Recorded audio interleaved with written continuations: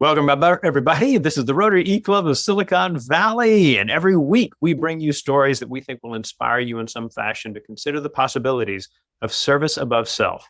Service above self is the motto of Rotary International, 1.2 million members around the world, 36,000 clubs, people who are looking to find cool, innovative, and sustainable ways to improve their communities locally, globally, and digitally. Today, we are going to be getting a presentation from a legend in the service and sustainability sector. Dr. Ernesto Sirolli started just over 50 years ago working to make a difference in the lives of others and learning how to do that well. And if you have seen his TED Talk or read his writing, you will know that we are in for a treat. Ernesto, it is such a pleasure to have you with us. I am honored to pass the mic over to you, and I am excited about your story. Welcome to the Rotary E-Club of Silicon Valley. Thank you, Rashla. It's fantastic to be invited. I have addressed many Rotary Club meetings in various countries in the world. The last one was in Italy, Northern Italy, but also the Sacramento here in California Rotary Club. I'm Italian, my wife is Australian. We spend time every year between Italy and California, and of course, Australia, any time we can travel. So thank you for the invitation. Obviously, you have invited me to talk about this approach to supporting local economic and social development as described in my TED Talk. And in my TED Talk titled, "If you really want to help someone, shut up and listen," I start the talk with a story that has become very sticky. We call them sticky stories here in California and the United States. A story that once you hear it is very difficult to forget. And it's the story of us young Italian international aid workers. I was part of a team that started to teach the Zambian people in a remote village at the border between Zambia and Zimbabwe. At the time was still called Rhodesia. We started to teach the local people who seemed to be completely unaware of agricultural practices. We arrived to teach them horticulture, to think, well, they have fertile soil, they have water, how come they don't grow any veggies? And so we arrived, and 5 of us, and we created this wonderful training farm, and we spent millions of dollars. And we taught them to grow tomatoes and zucchinis and lettuce, and we were so proud of ourselves. And we were so, we said we were so superior to the local people. Look, this is you see how simple, you put the seed in the ground. And these tomatoes, these Italian seeds in Zambia, these tomatoes were marvelous, and they grew 4 times the size of the Italian tomatoes that we can grow in Italy. And we were so smart.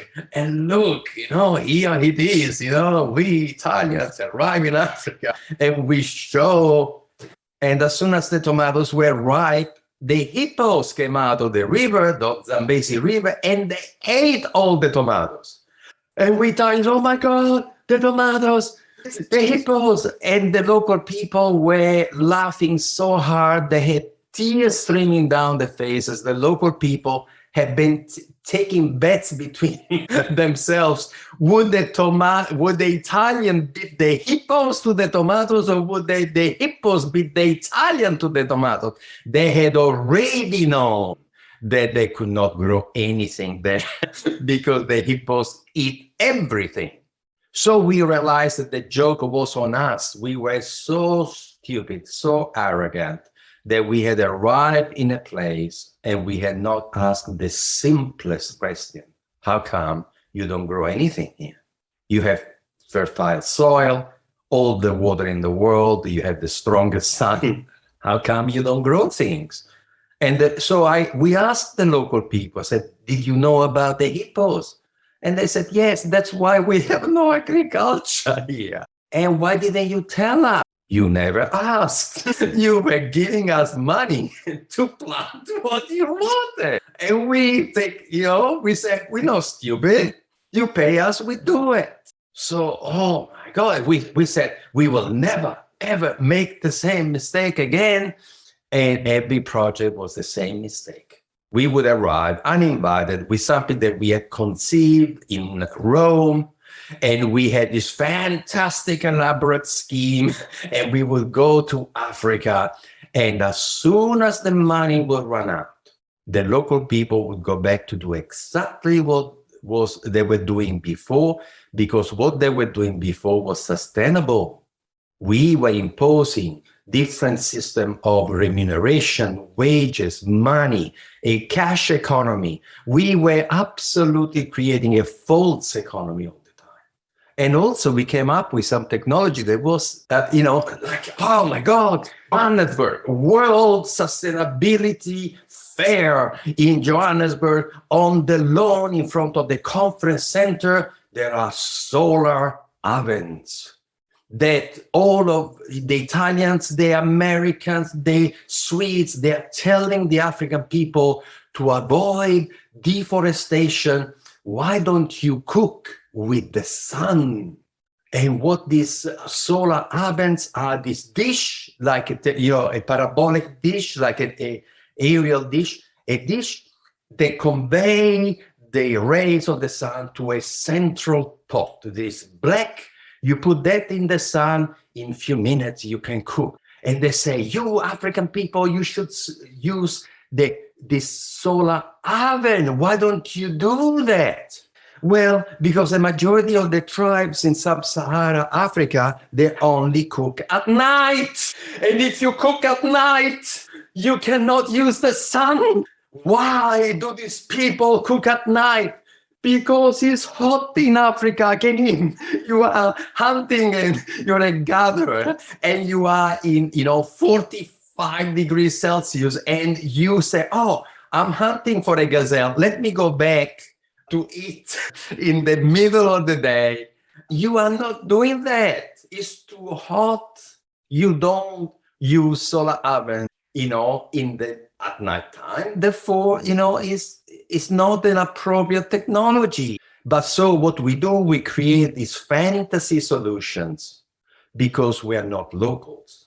So I went in a profound crisis. From age 21 to age 27, I only saw disasters in Africa. And then initially I thought the disasters were only Italian disasters. But then we saw what the Germans, the Swedes, the Norwegians, the Americans were doing. And I realized that, wait a moment. At least we fed the hippos. At least we gave somebody something to eat. The hippos love us. But the other people, you can imagine what the other people have been doing, building HIV clinics in Africa, state-of-the-art, World Health Organization, beautiful, fantastic HIV clinic. And with all the money in the world, with the personnel that come from overseas, they have never linked the HIV internationally funded clinic to the local hospitals. And they never train the local people to man the HIV clinics. So now they have an international disaster. Because as soon as the funding runs out, they have not incorporated the HIV clinic to the local health system. We continue to do this absolutely idiotic, arrogant, culturally hegemonic. And for the students here, find what the word hegemonic means. H-E-M-O-N-I-G-I. Find out what the word means, because that's what we are doing, is cultural hegemony. We believe that our culture is better than anybody else's culture. And if you believe that, you are going to make mistake after mistake after mistake. So shut up and listen. What is shut up and listen? Shut up and listen is a very, very, very simple fundamental concept. There is no geography to intelligence and passion. Don't you ever confuse intelligence for education. All our ancestors were not formally educated. They were so intelligent that they've taken humanity where we are. Education on top of intelligence is phenomenal. But intelligence exists in every African village, in every Asian village. Intelligence that is drop dead beautiful intelligence, marvelous. For me, for the last 50 years, I have been given magic glasses because I only see beauty everywhere I go. We work in 22 different countries in the world, 400 communities. And each community is, for us, is like a chocolate box full of delightful differences. We are in awe of the people we meet, in awe. But when you arrive, what happens now with our culture, we only have the helicopter view. The helicopter view is that we hover above the community, and from high up, when we look down, we only see poverty and squalor. We see roads which are not sealed. We see poverty. And so from the high of the helicopter, we say, oh, poor people, they need food, they need water, they need solar ovens, they need tomatoes. Because we think that from the helicopter, we look down, we only see misery. And what I said to people is, land the helicopter, land the helicopter, the helicopter stops, and from those poor people houses, people come out. Senora Maria in Guatemala who says, come to my house. And you sit at the kitchen table, Senora Maria, she makes you coffee. Or you are in Mongolia in a yurt and they make you tea with camel milk and you are with them. And they said to you, what are you doing here? And they said, well, we listen and we help people do beautifully what they love to do all over the world. We simply help people transform their ideas into a better life. And the people say, oh, my son has a dream. So Senora Maria from Guatemala called the son, and the son comes in and he said, you know, what I want to do, I want to, of all the cafeteros that produce coffee here, there are some who produce organic coffee, and we would like to export organic coffee to Europe. You know somebody? Of course, I can help you. And all of a sudden, what was so, when you saw the community from above, was squalor and misery. When you are in the kitchen of Senora Maria and she starts to talk, and the son, the daughter, the friends come to talk to you, you discover that you are in your own village, you are in your own community. These people are identical to the people around you at home. Same dreams. People are people. They all have a dream. The dream is to have a little bit of financial security, to have a roof over their heads, and to know that tomorrow they will be able to eat. So materialistic needs, eat, drink, sleep, a shelter, and tomorrow, the safety of knowing that tomorrow you will have the same. As soon as people have a little bit, they start to dream. They want to be loved, to be respected. And so what happened is that it's universal. At the moment you have this kind of magic glasses, people are like you. These are your brothers. All of a sudden, this magic world opens up. And people start to tell you what they have in their hearts and their minds, because that's the secret. They don't tell anybody because they're scared to be ridiculed, and they're scared that people will steal the idea. So the key for our work as enterprise facilitators in these communities is to offer free and confidential conversations. Is the confidentiality the key? Because then people come and say, listen, I told my parents, and my parents said, don't be stupid, you can't do that. We don't do this in our community. It is the role that once had the priest in those communities, somebody that you could go and speak confidentially. The doctor in the village. My father was a village doctor. My grandfather was a village doctor, physician. And people would come and talk to the doctor with the excuse of their headache, but they wanted to talk to somebody in confidence about their real problems, their real dreams, their real concerns. So what we have done, we have invented the family doctor of business. The family doctor of business is, we call it enterprise facilitator. And what we do, if a village says, if a government We have worked with governments, federal government, local governments all over the world, but also for corporations, for churches all over the world to say, can you help my community to do better financially? Can you help teach entrepreneurship? So, yeah, of course we can. So what we do, we go to the community and we create a tiny little committee there, like a tiny little Rotary club there. And we say, help us to find the person that we can train to become the local enterprise facilitator. So we have enterprise facilitators all over the world. In some African countries, their salary is $300 a month, which is the biggest salary in that town. And so we have enterprise facilitators who have created over the last 10 years, something like 600 new businesses in a community that employ thousands of people without ever giving people money. You just ask them, what is your dream? And then you say, what can you do in your dream? 3 things have to be done beautifully. The product has to be beautiful. Marketing has to be beautiful. Financial management has to be fantastic. Which one of these 3 can you do?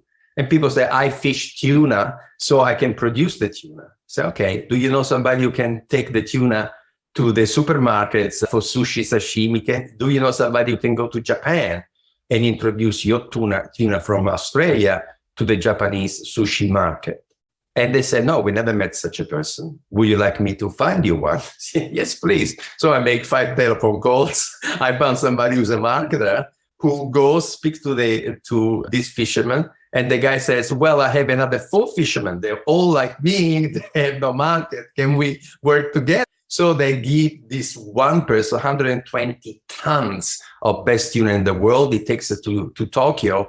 And one of my first projects in Australia, these 5 fishermen went from 60 cents per kilo to $15 per kilo in 9 months because now they had a marketer. The wife of one of the fishermen was a banker. She was working in the bank. She joined the company to do the finance, product marketing finance. So product marketing finance is what we teach all over the world. And as soon as you have a market, you don't need money because now you have a client. If you have a client, everybody wants to give you money to fulfill the order. If you have a client, the lesson from Silicon Valley, Steve Jobs went to sell something and he did not have the money to build it. Show a computer board to a shop owner and he says, yes, I want 20 of those. He didn't have the money to build them, but he had an order for 20, so he got the money easily to build 20 computer boards. So marketing is the essential part of business, and we teach this to everybody. And financial management is to be exquisite. So I want to finish by saying, my life has been transformed by understanding the concept of humanistic psychology. We are all, as a species, we all have dreams. The dreams are universal. If you offer a sincere and in support, which is confidential, you are going to have people telling them your dream. As soon as you have the knowledge of the dream, you are 50% there, capable of helping them fulfill them. Business is not one solitary person. Business is 3 people working together, like in the best tradition of Silicon Valley. All the great companies of Silicon Company were set up by 2, 3, 4 people. And there were 2 friends, 2 colleagues, 2 partners, husband and wife. There were 4 colleagues who had worked together somewhere else. So it's not a secret. And we can democratize entrepreneurial know-how if we want to do so, if we want to create prosperities in communities. So I don't know for how long I've spoken, but I stop now. you see my passion. I can talk forever. But Rushton, there is plenty of, I've given 7 TED Talks, and there's plenty of documentation. If people are interested, there are a couple of books that I've written. It's been an absolute delight to speak to you and it's been delightful to be invited. Thank you very much. Our pleasure for sure. I'm going to introduce the group that we've got here, and then we'll launch into the questions. Those of you who have questions in your head and you're forming them, excellent. Just let me know in the chat if you would, and that way I can recognize you as a part of our process. So joining us from Maryland, we have Melanie Zate. Melanie, so good to have you with us here as well. I believe John Tra is also with us, although camera's off. John, good to have you. From Oregon, we have Heather. From our club, we have in British Columbia, Nick Lagarde. We have here in California, Cecilia and Chris. And then representing the fine school that is Junipero High School, we have Diego, Lucas, and Leo. It is good to have all of you with us. Martha, what a pleasure to have you join us as well as Ernesto, as Ernesto's partner in life. So what we will do is we will jump in. I'll have Heather ask the first question, and then we will jump to the next one after that. So Heather, go ahead and unmute and ask away. Thank you, Rushton. Thank you, Dr. Sirolli, for being here with us. I have a question about perhaps some language advice. An example I'd like to share is that a migrant community we work with, we had a very generous donor who really wanted to contribute a butterfly house to a migrant camp because he thought that would be a marvelous learning experience for young people. And we knew that in a migrant camp with a lot of cement and corrugated tin, that butterfly house is going to get dismantled for parts because people need that to hold up tarps or whatever. And it wasn't the highest and best use of time. Because this was 2 years ago, I was able to say, oh, thank you so much. That's such a generous idea. With COVID, I don't know that we're able to do that right now, but we can circle back to that later. When COVID is over, might you have any advice about how we can, when we don't have COVID as an excuse to say, that's not a viable idea, how do we redirect people's good intentions? Heather, is a real tough one because now you don't want to offend the donor. So I think that it would be really, really wise for you to establish a vision for your organization that embrace this respectful listening of the need of the local people a priori. So you tell all the donors that if they want to, that you only work in response to need, and that before you take anything into a community, you do it only if there has been community consultation. And so they will avoid you to offend one individual person because you say, we cannot because we are going to betray our own approach. The approach is always responsive. So we cannot. It's like somebody saying to me, Ernesto, we would like you to work in East LA. And I said, I only work where invited. See, you cannot use me as a political instrument. You would like to alleviate the problem of the African American. So you are going to say to me, I pay you to go there and fix it. I said, what do you mean? If you want me to work in LA, I will do a public meeting. I described open to the population. I do a town hall meeting. I describe what I do. And then I said, do you people of East LA want me? Raise your hand. And if people say, go away, I say, I am notorious for saying, see this face? I make you a promise. You will never, ever see me here again unless you invite me. So what you have to say, you should have a blanket policy that say Rotary Club accept gratefully all presents that are useful to fulfill a need of a community. So we have requests galore of what they need. Nobody asks us for a butterfly enclosure. But wait a moment, if you really would like to donate a butterfly enclosure, we are going to find somebody who wants it, but could be a primary school. It could be a old people home around the corner from your house. So don't feel that you're trapped because now you say, it's donating and what are we going to say? You should have an umbrella policy that say you never arrive uninvited. And there is a very, very big difference between acute and chronic problem. Acute, there is a tsunami, you arrive. And the people there will be grateful because they have no shelter, no food, no clear water. So, and this is what Médecins Sans Frontières does. They arrive where there is a catastrophe and everybody's grateful. So that's acute intervention. But chronic problem, problems like, poverty, generational poverty, racism, those are not acute. You cannot arrive uninvited to say we are first respondent. What do you mean first respondent? We have a problem that is 200 years old. So what I think that you can justify that, okay, if you have tents, clean water, medicine, vaccine, you absolutely arrive uninvited and you say here. And even in that case, however, you have to respect local norms, okay? You arrive uninvited, but in respect of the local culture. But be careful when you believe that because you mean well, they should be grateful to you. It's the famous. I mean, I know stories about these unintended consequences of generosity. I have stories that will get your hair standing up. I can not tell you the country. Ambassador and his wife, they go and visit a village, and they have a reception in the middle of the square, and they are absolutely honored, and everybody's happy. And the chief, the wife of the chief, all the people dressed very nicely, they receive the ambassador and the wife.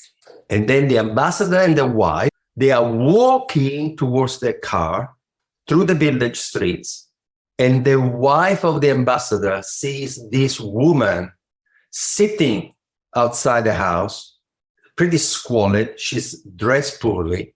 And she takes money out of her purse and she gives it to that woman. It was a disaster because that woman was the local prostitute and was the only woman who had been given money by the wife of the ambassador. And the local people did not understand why the only person who has been given a gift was the local prostitute. They never recover from that. That ambassador and his wife, they are never going to be invited in the village again. You don't know what you do. You don't know what you don't know. So be careful, because doing social economic development in a different culture is like trying to back a truck with two trailers. The smallest deviation at the top will create a consequence that you have absolutely no idea about. So it's delicate stuff. That's why we don't even go to some African communities. I refuse to go personally to a community in the Congo. We train a facilitator who is our best African facilitator, has become a master trainer. He has trained 3 more people in the Republic of the Congo. I refused to go there because I was told that if you are a white person, you show in that village, when you walk the village, you are followed by 80 to 100 beggars every day, because white now has been identified with money. So I refuse to go. I don't want to be a white savior, and I don't want to be identified with somebody who treating everybody as a beggar. Who the hell are we?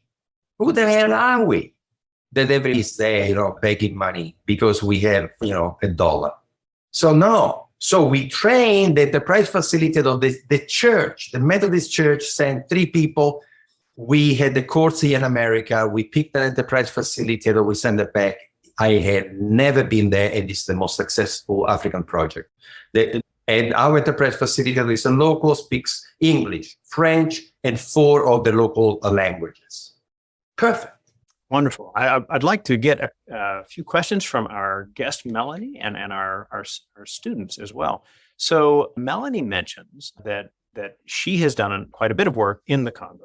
She's thinking about this very same issue of what kind of tips and advice for working with people who are different, who look different from you. If your goal is to help, you just described connecting with someone there and making that person, kind of the your person on the ground who is able to connect in ways that don't carry the baggage. What other pieces of advice do you have for people looking to be helpful in other settings? First of all, I think to understand my ease in speaking to people from other races and cultures, you have to know a little bit about my personal life. When I was 9 years old, I was taken by my father, he became the director of the Department of Radiology. He became a specialist, a radiologist, and he created a very modern Department of Radiology for the hospital in Benghazi, Libya. So I was in Libya before Gaddafi, before the very, very big problems of the country.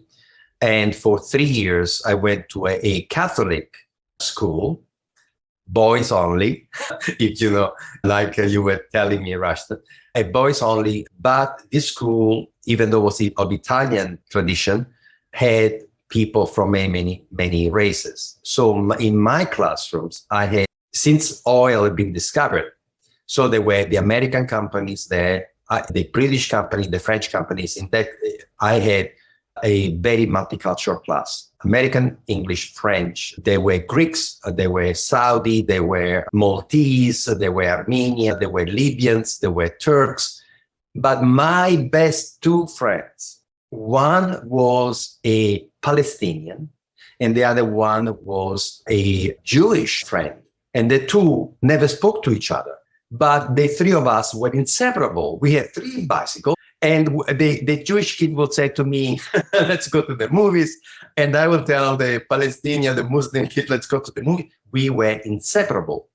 I grew up in cultural diversity. And I was invited in the Jewish house by the parents who loved me. The Muslim parents loved me. I was in the middle of this incredible, and I did not even understand why they did not speak to each other. Didn't matter. They loved each other. They were just prohibited from talking to each other, but they loved each other. Husni Ben Husni was a black Libyan, was a Numidian. But I only realized that he was black when I saw a photo 10 years later. I never realized that Husni was actually black. He was my friend, Husni. Kids are colorblind. He's my friend. So what I want to say is that is putting me in a position where when I in Honduras or in Nepal, in the mountains of Nepal, speaking to people, for me, I am trying to, the only thing that is of interest to me is how can I help this beautiful person? I don't, so if you could get that, and I think that one of the most important things is to travel, to get these kids to travel, to experience, to see that, no, it's not that because they here in America that they nice. No, they're nice in the whole country as well. These people are absolutely magnificent. But you have to be understanding one thing. You always find what you're looking for. If you arrive in a community looking for criminality, drug use, alcohol, violence, you are going to find it. Be careful. It's not that, it's not about being naive to say everybody in the world is beautiful. It's that you arrive looking for beauty, you're going to find beauty. You are there looking for criminality, you're going to find it. So be careful what you set up to look for, because you're going to find it. So if you go to a community looking for the smartest, the most beautiful people who have a passion to do something to improve their families, improve their own lives, you're going to find them. We only work with those people, and they come to us with the dream. So I think that, you have to understand you're going to find anything in the world. It depends on you. And for those who understand a little bit about quantum physics, what they say is that the observer determines the outcomes of the experiment. If the observer is looking for a wave, he will find a wave. If the observer is looking for a particle, he will see a particle. So the observer is very important. I want you to become observers of beauty. Wonderful. Let's do one more question. You talked a little bit about what it meant to grow up in a very different setting, but you also mentioned a little earlier that your father was the town doctor. Your grandfather had been the town doctor. And one of my students asks, how did you not follow in your father and your grandfather's footsteps? How did you end up, kind of on your own path? By the time my father became a specialist, he had left the village, had gone to Rome, set up his own clinic, then started to work in big hospitals. And my father missed terribly being a family doctor. But the profession of family doctor was on the way up. The family doctors, my father and my grandfather, they were what is called the heroic doctors. They were the only person who could save your life in a village where you could not send somebody to a hospital that was not there. So my grandfather was a surgeon in the first war in the trenches. If you read my grandfather's war diary, it's scary what those doctors did in the most horrendous, and they had to save the people's life. My father graduated from Rome University when he was 24 with the highest marks. He came to a village of 3,000 people in post-war Italy, and he would be called in the middle of the night on horseback. He would go to a farmhouse, and when he would come into the room, he would look at the horror scene with women after 2 days of labor, nearly dead, and my father had to do things that a 24-year-old today will say, "Are you kidding me? What? Call the ambulance. Call the helicopter ambulance." But my father had to fix it because there was nobody else. So the kind of medicine that I grew up, the stories I grew up with, they don't exist anymore. And my father says now a GP sends you to a specialist, will not even assume responsibility to touch you anymore. How long since you've gone to a general practitioner who has actually done a full physical on you? They don't do that anymore. They do it in developing countries. They do it in places where they are still. But in the Western world, the doctor now is a super specialist. The GP, the general practitioner, the family doctor, is basically non-existent anymore. You go to a clinic, they send you to a specialist. Nobody assumes responsibility until the very, very last super specialist who will then intervene and operate on you. But the family doctor doesn't even touch you anymore. So no, my father had no regrets. And then I found myself that I want to heal people myself. So I studied psychology instead. I never studied business, psychology. So I'm still a healer, but of healthy people. They need healing. Also, the healthy people, I guarantee you, there are lots of healthy people who are completely lost. Fair enough. Well, we'll wind things down. And then after we finish the recording, to whatever extent Ernesto's time allows, we'll continue the discussion. But for all of you who have joined us and watched this today, I hope that you've been inspired by some of the stories and some of the possibilities that Ernesto has shared. I hope you have found lots of interesting things in the meeting as well. The pieces of our meeting that are gathered each week for our members and guests. A little farther down the page, you'll find the attendance form. Please let us know you were here. By typing in your email address properly, you'll be able to get an automated reply that you can pass along to your club secretary for a miss in your Rotary Club. And at the bottom of the page, you'll find our discuss section, DISQUS. Leave your comments about the program, about other elements of the meeting. We would love to have you share your thoughts and reply to those of others. As we always like to do, we hand it back to our speaker for the final word. So Ernesto, thank you again for being with us. And if you have a final thought for the group, now is a wonderful time. Well, I think that the most important thing, truly, that I would like to leave you with is you look for beauty, you find beauty. And I would like to leave you, instead of telling you another, word, I would like to leave you with this mental image. Imagine the biggest conference in the world about city planners. And the conference was held in Cape Town when I was there visiting, maybe I don't remember whether it was 2005.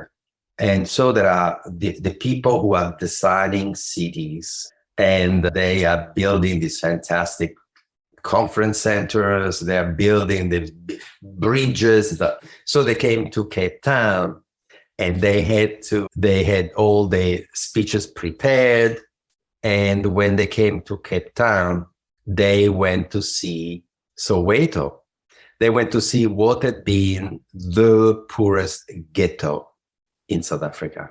And they came back completely transformed by the experience. They had slides, pictures of the creation of this transformational Soweto in this magnificent, place of activity, entrepreneurship, cafes, color, graffitis, murals. The local people, as soon as the lead of oppression had been removed, and this creativity had, exploded.